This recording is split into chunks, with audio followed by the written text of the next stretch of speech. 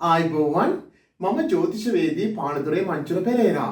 අද මම ඔබට මකර ලග්න හිමියන්ට 2025 මැයි 14 වෙනි දින සිදුවෙන බ්‍රහස්පති මාරුවට අදාළව ඔබට වටිනා වැදගත් පලාපලයක් සමග තවත් තොරතුරු බොහොමයක් ඉදිරිපත් කරන්නයි මේ සූදානම් වෙන්නේ. ඉතින් බ්‍රහස්පති ග්‍රහයාගේ ග්‍රහ ගෝචරය හා රාශි මාරු පමණක් අන්තර්ගත කරපු මේ සටහන ඇසුරු කරගෙන අපිට ඔබට පලාපලය කියලා දෙන්න පුළුවන්. ඉතින් මකර ලග්න හිමියනි මේ බ්‍රහස්පති මාරුව ඇත්තටම ඔබට මොන වගේද බලපාන්නේ? බ්‍රහස්පති ග්‍රහයා ඔබගේ පස්වැන්න වන වෘෂභ රාශියේ සිට 6 වෙනි වන මිථුන රාශියට තමයි මේ මැයි මාසේ 14 වෙනිදා මාරුව සිදු වෙන්නේ. ඉතින් මේක මකර ලග්න හිමියන්ට කොයි වගේ ආකාරයට බලපානවද කියනකොට බොහෝ දෙනෙක් තර්ක විතර්ක කරයි බ්‍රහස්පති 6 වෙන්නට හොඳ නැති නිසා මේක යහපත් නොවන වග. නමුත් මම ඊට එහා ගැඹුරට ගිහිල්ලා ඔබට කියන්නේ මකර ලග්න හිමියනි මේ බ්‍රහස්පති මාරුව ඔබට සුවිශේෂී එකක් වෙනවා. ඔබට වඩාත් වාසිදායක එකක් වෙනවා. ඔබගේ පැවති පසුගිය කාලේ පැවති බොහෝ ගැටලු निराකරණය වෙන්න විසඳින්න යන්න ඉඩකඩ හැදෙන කාලයක ආරම්භයක් හැටියට පෙන්වන්න පුළුවන්. ඉතින් මෙහෙම වෙන්න හේතුව මොකද?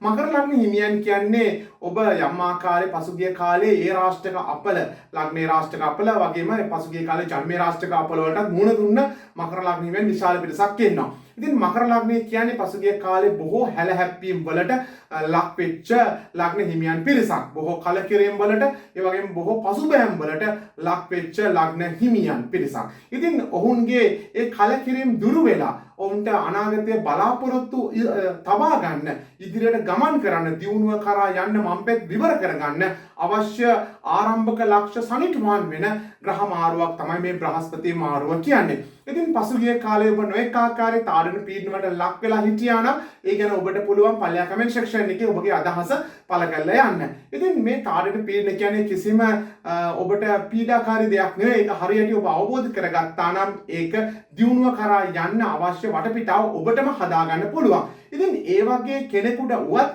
ඔබගේ දියුණුව පෙන්නන අවස්ථාවක් තමයි මේ බ්‍රහස්පති මාරුව කියන්නේ. ඉතින් මෙතන ඇත්තටම යෝගිකුත් ක්‍රියාත්මක වෙනවා. මේ බ්‍රහස්පති අධිපතිත්වයේ දරන ඔබගේ 12 වෙනි අධිපති බ්‍රහස්පති 6 වෙනියේ යාම විමලා කියන යෝගයට හේතු වෙනවා. ඉතින් මේ 6 වෙනින් කියන දේවල් සිද්ධ වෙන්න බොහෝ ඉඩකඩ තියෙනවා. ඉතින් මකර ලග්න හිමියනි පසුගිය කාලේ අපල කාලයේදී ඔබට සතුරු කරදර තිබුණා නම් එම සතුරු කරදර නිදහස් වෙන්න සතුරන් යම් ආකාරයෙන් මිතුරන් බවට පත් වෙන්න මෙන්න මේ බ්‍රහස්පති මාරුව ඉවහල් වෙනවා. එසේත් නැත්නම් සතුරන් ඉන්න ප්‍රදේශයෙන් ඉවත් වෙලා සතුරන්ගේ ග්‍රහණයෙන් මිදිලා යන්න ඔබට මෙම බ්‍රහස්පති මාරුව වාසිදායක වෙන්න පුළුවන්. ඒ වගේම පසුගිය කාලයේදී ඔබ නොඑක ආකාරයේ අපල වලට මුහුණ දීලා තිබුණා නම් අපල කියන්නේ වෙන දෙයක් නෙමෙයි පූර්ව ජන්මවල කරපු අකුසල වල විපාක වලට මුහුණ දීලා තිබුණා නම් ඒ හරහා ඔබ නොඑක ආකාරයේ රෝග පීඩා වලට ගොදුරු වෙලා ඔබ බොහෝ ඖෂධ වර්ග පාවිච්චි කරත් ඒවැ ප්‍රතිඵල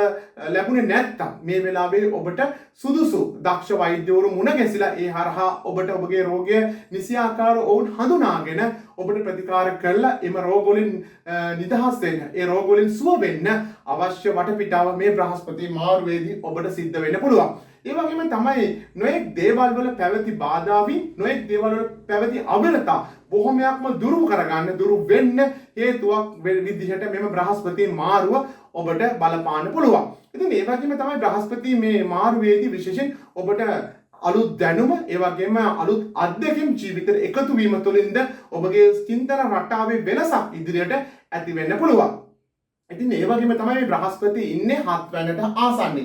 අපි ඉස්සරහට චුට්ටක් කතා කරනවා මේ බ්‍රහස්පති 7 වෙනිදාට ගිහිල්ලා තමයි 6 වෙනිදාට එනවා. ඉතින් 7 වෙනිදෙන් කියන විවාහය සම්බන්ධයෙන් කරුණු කාරණා සකසන්න විවාහයට අවශ්‍ය පසුබිම හදන්න මේ බ්‍රහස්පති 6 වෙනිදේ ගමන් කිරීම ගෝචර වීම එක්තරා විදියක හේතුවක් වෙනවා. සුදුසු විවාහ අපේක්ෂකයන්ට ඒ වගේම ඒ සඳහා ක්‍රියාත්මක වෙන්න තමන්ට අවශ්‍ය විවාහ සහකරුවෝ සහකාරය සොයා ගැනීම සඳහා උත්සාහ වුණොත් ඉදිරි කාලයේදී ඒකේ ප්‍රතිඵල ලැබෙන්න මේ කාලෙදී ඒ සඳහා කරන වෑයම හේතුවක් වෙන්න පුළුවන්. ඒ වගේම තමයි විශේෂයෙන් මේ වෙලාවේදී මකර ලග්න හිමියන්ට ආර්ථිකමය වශයෙන් යම්කිසි ආකාරයේ පසුබෑමක් ඇති කාලයක් වෙන්න පුළුවන්. මොකද මේ මෙතන බ්‍රහස්පති ඍජුව 11 වෙනිදාට බලපෑමක් එල්ල නොකරාට වක්‍රව 11 වෙනිට බලපෑමක් බ්‍රහස්පතිගේ තියෙනවා. ඉතින් මකර ලග්න හිමියන්ට 11 වෙනි අධිපතිය වෙන්නේ අඟහරු ග්‍රහය.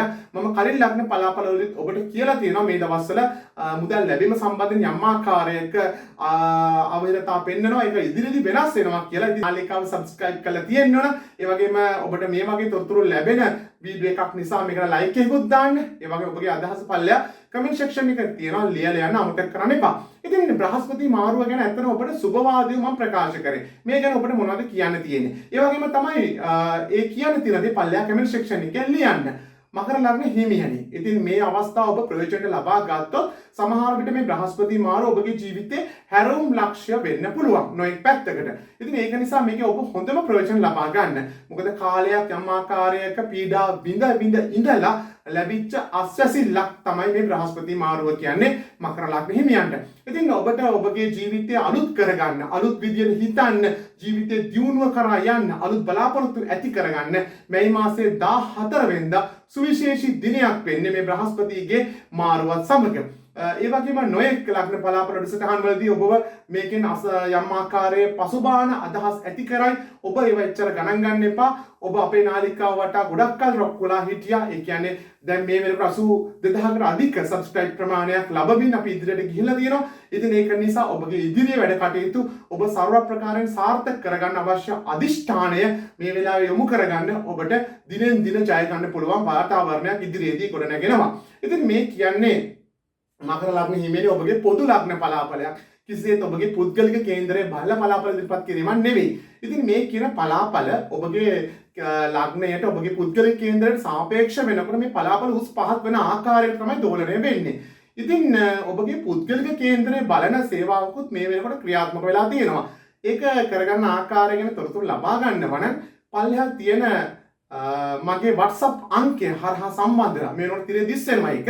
ඒ තිරේ දිස් වෙන WhatsApp අංකය හරහා සම්බන්ධ වෙලා ඔබට පුළුවන් තොරතුරු ලබා ගන්න ඔබගේ කේන්දරය කොහොමද සජීවීව මා හරහා සම්බන්ධ වෙලා කොහොමද ඒක සිදු කරගන්නේ ඔබට අවශ්‍ය ප්‍රශ්න ඔබට තියෙන ගැටලු ඒ වගේම ඔබට අනාගතයේ ගන්න තියෙන තීන්දුව සම්බන්ධයෙන් ඔබගේ කර්මය සම්බන්ධ විපාක කොයි ආකාරයට දෝලණය වෙනවද කියලා මගෙන් අහලා දැනගන්න පුළුවන්.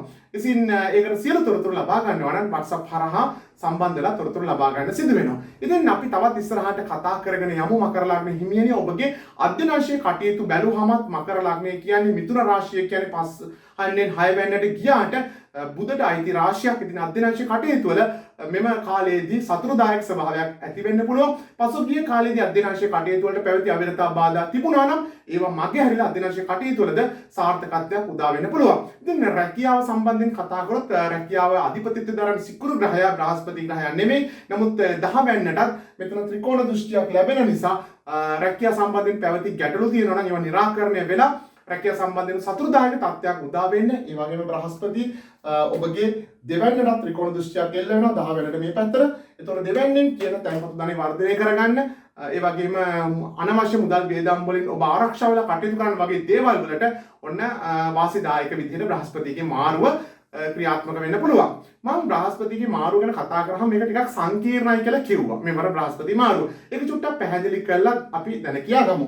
මේ බ්‍රහස්පති ග්‍රහය ඔබගේ 5 වෙනිදා වෘෂභ රාශියේ සිට 6 වෙනිදාට එන්නේ 2025 මැයි මාසේ 14 වෙනිදා. එතනින් ඉස්සරහට ගිහිල්ලා මේ වසරේම මේ අංක 1 යටතේ දාලා තියෙන සටහන බලමු. 2025 ඔක්තෝබර් මාසේ 18 වෙනිදා මිථුන රාශියෙන් කටක රාශියට බ්‍රහස්පති ග්‍රහය මාරු වෙනවා. මේ බ්‍රහස්පති ග්‍රහය කටක රාශියේ යම්කිසි දින ගණනක් ඉස්සරහට ගමන් කරනවා. ඔන්න ඔය කාලේ විශේෂයෙන් විවාහ සම්බන්ධ කටයුතු වලට සාර්ථක ප්‍රතිඵල උදා වෙන කාලයක් වෙනවා. හැබැයි වැඩි කාලයක් නෑ. යම්කිසි අඩු දින කාලයක් ගත කරන්නේ. ඒකද මොකද වක්‍ර ගමනක් ආරම්භ කරනවා. ඉතින් මේ බ්‍රහස්පති ග්‍රහය පසුපස ගමනක් ආරම්භ කරනවා. ඉතින් ඔබ දන්නවා සාමාන්‍යයෙන් බ්‍රහස්පති හෝ කිසිම ග්‍රහයක් පසුපස ගමන් කරන්නේ නැහැ කියලා. මේ කියන කතාව මොකක්ද ඇත්තටම? මේ කියන්නේ සාපේක්ෂ චලිතය. පෘථිවියට සාපේක්ෂව බ්‍රහස්පති හේවත් ගුරුගේ චලිතය ගත්තාම පසුපසට ගමන් කරන්නා මෙන් හැඟෙන කාලයක මේ ඉන්නේ. ඉතින් එහෙම පසුපසට ගමන් කරලා නැවත වරක් මේ බ්‍රහස්පති ග්‍රහය ඔබගේ 7 වෙනිදා වන කටක රාශියේ සිට 6 වෙනිදා වන මිථුන රාශියට දෙසැම්බර් මාසේ 5 වෙනිදා 2025 වර්ෂයේ දෙසැම්බර් මාසේ 5 වෙනිදා පසුපසින් ඇතුළු වෙනවා. ඒ ඇතුළු වෙච්ච බ්‍රහස්පති ග්‍රහය ටික දවසකදී නැවත ඉදිරි ගමනක් ආරම්භ කරනවා පසුපස ගමන අවසන් කරලා.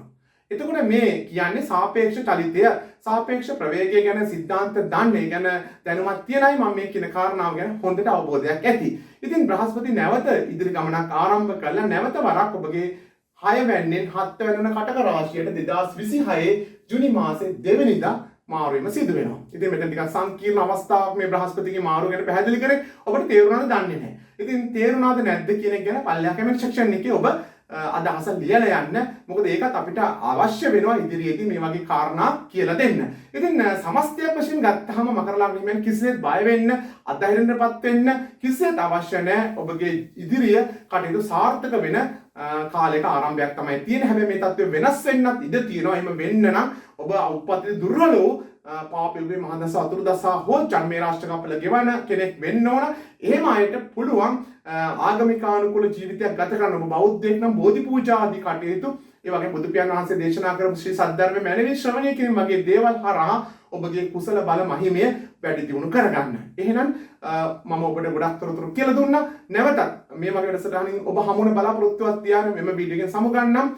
මකර ලග්න හිමියනි ඔබගේ සියලු සිතුම් පැතුම් බලාපොරොත්තු ඉටුවන සුබම සුබ අනාගතයක් ඔබට උදා වේවා. ඔබට සම්මා සම්බුදු සරණයි.